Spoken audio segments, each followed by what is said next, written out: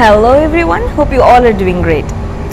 আমাদের হাঁটুর জয়েন্টের বিভিন্ন রকম সমস্যা যেমন এসিএল ইনজুরি বা মেনিসকাস ইনজুরি হলে দেখা যায় যে হাঁটু জয়েন্টে সার্জারি করতে হয়, অথবা অনেক সময় দেখা যায় যে টোটাল নি রিপ্লেসমেন্ট সার্জারি করতে হয়। আবার দেখা যায় যে কোনো ধরনের কোনো জয়েন্টে বা হাড়ে কোথাও ভেঙে গেলে দীর্ঘদিন প্লাস্টারে থাকতে হয়। এই সমস্যাগুলোর পরে বা এই অপারেশনগুলোর পরে দেখা যায় যে আমাদের ওই হাঁটুর জয়েন্টটা পুরোপুরি ভাঁজ হতে চায় না বা পুরোপুরি সোজা হতে চায় না। আপনি যদি আপনার ভালো পায়ের সাথে কম্পেয়ার করেন তাহলে দেখবেন যে পাটা হয়তো যতটুকু যাওয়ার কথা ছিল ততটুকু পুরো ভাঁজ হচ্ছে না, বা একদম কোথাও গিয়ে আটকে যাচ্ছে, পুরোপুরি সোজা হচ্ছে না। এটাতে দেখা যায় যে আপনাদের হাঁটা চলা বা মুভমেন্টে বা সব কিছুতে কিছু না কিছু সমস্যা থেকে যায়। আজকে আমি কিছু ঘরে বসে করার মতো খুব সহজ এক্সারসাইজ দেখিয়ে দিব, যেগুলো নিয়মিত করলে আপনি খুব অল্প সময়ে ভালো রেজাল্ট পাবেন। আমরা আজকে প্রথমে যে এক্সারসাইজ দিয়ে শুরু করব সেটা হচ্ছে হিল স্লাইড। প্রথমে যে এক্সারসাইজগুলো দেখাবো সেগুলো আমি হাঁটু ভাঁজ করার জন্য কোনগুলো করতে হবে সেই এক্সারসাইজগুলো দিয়ে শুরু করব। আমাদের হাঁটু সাধারণত 135 ডিগ্রি পর্যন্ত ফ্লেকশন হয় বা ভাঁজ হয়। এখন আমরা আমাদের যে কোনো এসিএল ইনজুরি বা মেনিসকাস ইনজুরি বা এগুলোর সার্জারির পরে অথবা প্লাস্টারের পরে যখন আমরা দেখি যে হাঁটু ভাঁজ হচ্ছে না বা সোজা হচ্ছে না পুরোপুরি, তখন আমরা এই এক্সারসাইজগুলো করতে পারি এবং উই ক্যান এক্সপেক্ট যে আসলে ফুল রেঞ্জ অফ মোশন আমরা পাবো। কিন্তু কিছু কিছু ক্ষেত্রে দেখা যায় যে টোটাল নি রিপ্লেসমেন্ট যদি হয় সেসব ক্ষেত্রে হয়তো বা ফুল রেঞ্জটা অনেক সময় দেখা যায় অ্যাচিভ করাটা অনেকটা কষ্ট হয়ে যায় বা অনেক সময় সম্ভব হয়ে ওঠে না। বাট এই এক্সারসাইজগুলো আপনাদের পুরো হাঁটু ভাঁজ করতে বা সোজা করতে হেল্প করবে। সো ফার্স্ট এক্সারসাইজ হচ্ছে হিল স্লাইড। হিল স্লাইডের জন্য আমরা যেটা করব সেটা হচ্ছে, এটা আমার যদি এফেক্টেড পা হয়, আমরা শুরু করব একটু যেই জায়গা থেকে আপনি কমফোর্টেবল সেই পজিশন থেকে। তারপর আস্তে আস্তে হিলটাকে অর্থাৎ আমাদের এই গোড়ালিটাকে আমরা ফ্লোরেই রাখবো এবং আমরা এটাকে বডির কাছের দিকে নিয়ে আসবো এভাবে,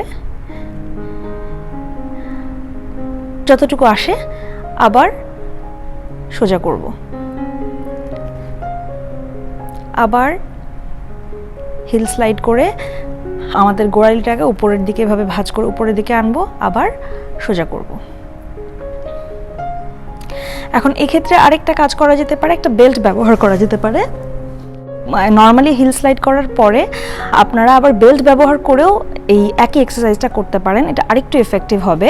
সেক্ষেত্রে যেটা করবেন, এরকম একটা জাস্ট এরকম বেল্ট বা টাওয়ালও অনেক সময় বা অন্য কোনো কাপড়ও ব্যবহার করতে পারেন। এভাবে হিল বা গোড়ালির মধ্যে এভাবে বেল্টটাকে পেঁচিয়ে তারপর আপনি নর্মালি হিল স্লাইড করবেন, উপরের দিকে নেবেন গোড়ালিটা। তারপর যদি আর ভাঁজ হতে না চায় সেক্ষেত্রে বেল্টটা দিয়ে উপর দিকে টেনে এভাবে চেষ্টা করবেন যে যাতে ভাঁজটা আরেকটু বেশি হয় বা উপর দিকে আরেকটু গোড়ালিটা উঠে আসে। সো আবার নর্মালি আমরা সোজা করব হাঁটু এবং পা দিয়েও আপনি পায়ের শক্তি দিয়েও ভাঁজ করবেন এবং আস্তে আস্তে যখন মনে হবে যে এখানটা আটকে যাচ্ছে, কষ্ট হচ্ছে, পারছেন না, তখন আবার একটু বেল্ট দিয়ে উপর দিকে আরেকটু টান দিয়ে অ্যাসিস্ট করবেন মুভমেন্টটাকে এবং ভাঁজ করতে এটা আপনাকে হেল্প করবে। এরপর যে আমরা এক্সারসাইজটা দেখব সেটা হচ্ছে নিলিং। এখন নিলিংটা দুইভাবে করব আমরা। একটা হচ্ছে আমরা অবশ্যই হাঁটুর নিচে কমফোর্টেবল হওয়ার জন্য আপনারা যে কোনো কিছু ব্যবহার করতে পারেন। আমি এখানে জাস্ট আমাদের ম্যাটটাকেই রোল করে ইউজ করছি, পাতলা পিলো ব্যবহার করা যেতে পারে, খুব পাতলা। আচ্ছা, তারপর আমরা যেটা করব, আমরা 4 পয়েন্টে চলে যাব, অর্থাৎ আমরা এভাবে চলে যাব হাতের উপর এবং হাঁটুর উপরে একসাথে। তারপর আস্তে আস্তে আমরা আমাদের হাঁটু ভাঁজ করে বসার চেষ্টা করব, আস্তে আস্তে হাঁটুর উপরে এভাবে ভাঁজ করে বসার চেষ্টা করব। তো আমার স্বাভাবিকভাবে যেহেতু আমার সমস্যা নেই, আমার হয়তো এখানে ওভাবে কষ্ট হচ্ছে না, কিন্তু আপনি যখন করতে যাবেন তখন দেখবেন যে আপনার এখানে একটা চাপ পড়ছে এবং এটা আপনার হাঁটু ভাঁজ করতে হেল্প করবে আপনাকে এক্সারসাইজটা। আস্তে আস্তে আস্তে আস্তে আমরা হাঁটুর উপরে এভাবে বসার চেষ্টা করব। আচ্ছা, আরেকটা হতে পারে আমরা সোজা অবস্থা থেকে, যদি আপনি আরও আপনার হেলথ বেটার হয় বা আপনার যদি খুব বেশি কষ্ট না হয় হাঁটুর উপরে এভাবে 2 পয়েন্ট নিলিংয়ে দাঁড়াতে বা থাকতে, সেক্ষেত্রে যেটা করবেন, এই অবস্থা থেকে আস্তে আস্তে আস্তে আপনি হাত সামনে রাখতে পারেন, কোমরে রাখতে পারেন এবং আস্তে আস্তে এভাবে বসার চেষ্টা করতে পারেন। যতটুকু যেতে পারবেন ততটুকুই ইনাফ। যদি ফুল যেতে না পারেন, যতটুকু যেতে পারবেন তার উপর পর আবার উঠে আগের পজিশনে নিলিংয়ে আসবেন এবং আবার এভাবে বসার চেষ্টা করবেন। এখন এই এক্সারসাইজটা আরও হেল্পফুল হবে, আরও একটু এফেক্টিভ হবে যদি আমরা আরেকটা কাজ করতে পারি, সেটা হচ্ছে এরকম একটা স্মল টাওয়েল বা এরকম কিছু নিয়ে আপনার যেই পায়ে আপনার সমস্যা সেই পায়ের হাঁটুর ভাঁজের মাঝে এভাবে করে টাওয়েলটা ব্যবহার করতে পারেন এবং তারপরে এটা করতে পারেন। সো আমরা আমাদের হাঁটুর নিচে একটা কিছু দিচ্ছি এবং হাঁটুর ভাঁজের ভেতরে আমরা একটা ছোট্ট টাওয়াল বা রুমাল এরকম ফোল্ড করে দিয়ে তারপরে ফ্লেকশনটা করার চেষ্টা করব। সো নিলিং থেকে এই ডিফারেন্সটা আপনি যখন করবেন আপনি you will really feel the difference. এবং কয়েকদিন এই এক্সারসাইজ নিয়ম করে করতে পারলেই আপনার হাঁটু অনেক বেশি আগে যতটুকু রেঞ্জ ছিল তার চেয়ে অবশ্যই অনেক বেশি ভাঁজ হওয়া শুরু হবে। সো হাঁটু ভাঁজ করার জন্য আমি শেষ যে এক্সারসাইজটা দেখাবো সেটা হচ্ছে স্কোয়াটিং। এটাও খুব সহজ একটা এক্সারসাইজ, বাসায় খুব সহজেই আপনারা করতে পারবেন।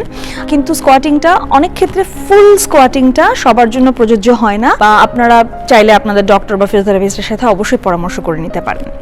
আচ্ছা, আমি স্কোয়াটিংয়ে চলে যাচ্ছি। স্কোয়াটিংয়ের জন্য আমি জাস্ট একটা ফ্রেম নিয়েছি বোঝানোর জন্য, এটা আমাকে ফুল সাপোর্ট দেবে না, বাট আপনারা এমন কিছু নেবেন যেন আপনি ওটাতে ধরে আপনার ফুল বডির ওয়েটটা দিতে পারেন বা আপনি ফুল বডির সাপোর্টটা নিতে পারেন, যেন পড়ে না যান বা আপনাকে হেল্প করে এমন কিছুকে আপনাকে আসলে ধরে এক্সারসাইজটা করতে হবে। সেটা আপনি দরজা ধরে বা অন্য যে কোনো কিছু আপনার বাসায় যেটা কমফোর্টেবল আপনি পজিশনিংয়ে ধরতে পারবেন, এরকম কিছু সাপোর্ট আপনি নিতে পারেন। আচ্ছা, সো আমরা জাস্ট আমাদের সাপোর্টটা ধরবো, দুইটা পা হালকা ফাঁকা থাকবে এবং তারপর আমরা আস্তে আস্তে হাঁটু ভাঁজ করে বসার চেষ্টা করব। So will try to sit like this.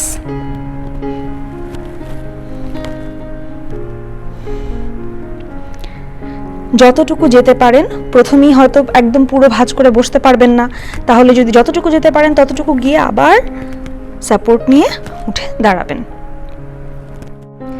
এখন আমি যে এক্সারসাইজগুলো দেখাবো সেগুলো হচ্ছে আমাদের নি এক্সটেনশনের জন্য, অর্থাৎ হাঁটু যখন আমাদের পুরোপুরি সোজা হবে না তখন আপনারা এই এক্সারসাইজগুলো করতে পারেন। সার্জারির পরে বা প্লাস্টারের পরে কিন্তু এটাও একটা বড় কমপ্লিকেশন, এবং দেখা যায় যে যদি হাঁটু পুরোপুরি সোজা না হয় সেক্ষেত্রে কিন্তু হাঁটতে গেলেও একটা অ্যাবনর্মাল ওয়াকিং প্যাটার্ন চলে আসে এবং এটা পরে আরও বেশি কমপ্লিকেটেড হতে পারে বা আরও বেশি প্রবলেম হতে পারে। সেজন্য হাঁটু পুরোপুরি সোজা করতে পারাটা খুবই জরুরি। আরেকটা ব্যাপার হচ্ছে যে আপনি কম্পেয়ার করবেন যে আপনার নর্মাল পাটা যেটুকু সোজা হতে হয় আপনার এফেক্টেড পাটাও যেন ততটুকু এক্সটেনশনে আসে, সেটাই আমাদের আসলে গোল হবে বা চেষ্টা থাকবে। এখন প্রথম যে এক্সারসাইজটা আমরা করতে পারি সেটার জন্য ধরে নিচ্ছি এটা আমার এফেক্টেড লেগ। সো সেই পাটা আমরা যেটা করতে পারি, এটা আমরা কিন্তু বসেও করতে পারি, বিছানায় বসে পা সোজা করেও আপনি এটা করতে পারেন, বা যে কোনো জায়গায় চেয়ারে বসে আছেন সে অবস্থা আপনি করতে পারেন। এখন প্রথম এক্সারসাইজের জন্য আমাদের এই মাসেলটাকে স্ট্রেনথেন করাটা খুব জরুরি, সেই জন্য আমরা কোয়াড্রিসেপস মাসেল বলি। তো মাসেলটাকে কন্ট্রাক্ট করতে হবে। আপনি যদি ভিডিওতে কতটুকু বোঝা যাবে আমি জানি না, বাট আমরা চেষ্টা করব এই মাসেলটাকে কন্ট্রাক্ট করার, অর্থাৎ আমরা এভাবে করে এই মাসেলটাকে কন্ট্রাক্ট করার চেষ্টা করব। সো আমাদের যখন এই মাসেলটা আমরা শক্ত করব বা টাইট করব, কন্ট্রাক্ট করব, তখন আমাদের পাটা একটু স্বাভাবিকভাবেই উঠে আসবে। হ্যাঁ, আমরা পাটাকে এভাবে কন্ট্রাক্ট করার চেষ্টা করব। থাই মাসেলটা কন্ট্রাক্ট করব, কিছুক্ষণ হোল্ড করব, আবার ছেড়ে দেব। এখন এটাকে আরেকটু ফ্যাসিলিটেট করার জন্য যেটা করব সেটা হচ্ছে আমরা একটা বেল্ট ব্যবহার করতে পারি। অ্যাগেইন এভাবে এটা দিয়ে আমরা আমার পাটাকে কন্ট্রাক্ট করব এবং একই সাথে আমার পায়ের পাতাটাকে ওপর দিকে টান দিব যাতে আমার এক্সটেনশনটাতে হেল্প হয়। সো আমার মাসেল কন্ট্রাক্ট করে আছি এবং আমি বেল্ট দিয়ে আমার পায়ের পাতাটাকে ওপর দিকে টান দিচ্ছি, দেন রিল্যাক্স, আবার contract, stretch, hold, relax, again মাসেলটাকে কন্ট্রাক্ট, স্ট্রেচ, হোল্ড, রিল্যাক্স। এটা আপনি আবারও বলবো, আপনি এটা বিছানায় বসেও কিন্তু বিছানায় বা ফ্লোরে বসেও করতে পারেন। আচ্ছা, এরপরে যে এক্সারসাইজটা আমরা করব সেটার জন্য আপনি বাসায় আপনারা দুটো চেয়ার ব্যবহার করতে পারেন, অথবা বিছানায় বসে সামনে একটা স্টুল বা চেয়ার ব্যবহার করেও করতে পারেন। সেটার জন্য আমরা যেটা চাচ্ছি যে আমাদের ইফেক্টেড পাটাকে আমরা যে কোনো একটা চেয়ার বা স্টুলের উপর এভাবে করে আমাদেরকে রাখতে হবে। এখন পাটা রাখার পরে আমরা যেহেতু ফুল এক্সটেনশন চাচ্ছি, অর্থাৎ আমরা হাঁটুটা পুরোপুরি সোজা করতে চাচ্ছি, সোজা হয়ে বসে আমরা হাঁটুটাকে এভাবে কিছুক্ষণ রেখে দেবো। এটা আলটিমেটলি যদি আপনি এভাবে রাখেন, পাটাকে এভাবে সোজা করে এভাবে রাখেন, তাহলে অটোমেটিক কিন্তু এটা একটা স্ট্রেচ হবে এবং এটা হাঁটু সোজা করতে আপনাকে হেল্প করবে। আরেকটা যেটা করতে পারি সেটা হচ্ছে আমরা এখানে কিন্তু নিজে থেকে ঠিক আমাদের যে হাঁটুর বাটিটা আছে সেটার একটু ওপরে হাত দিয়ে এভাবে আমরা এখানে চাপ দিয়ে এটাকে সোজা করতে পারি। কারণ দেখা যায় অনেক ক্ষেত্রে আমার তো হাঁটুটা এখন পুরো সোজা হয়ে আছে, বাট যাদের হয় না তাদের ক্ষেত্রে হয়তো এরকম হাঁটুটা এরকম উঁচু হয়ে বা ভাঁজ হয়ে থাকতে পারে। সেক্ষেত্রে আপনি যেটা করতে পারেন যে এখান থেকে আপনারা হাঁটুর ওপরে, বাটির ওপরে, পায়ের হাঁটুর ঠিক ওপরে না দিয়ে একটু ওপরে এখানে এভাবে করে চাপ দিতে পারেন এবং ধরে রাখতে পারেন।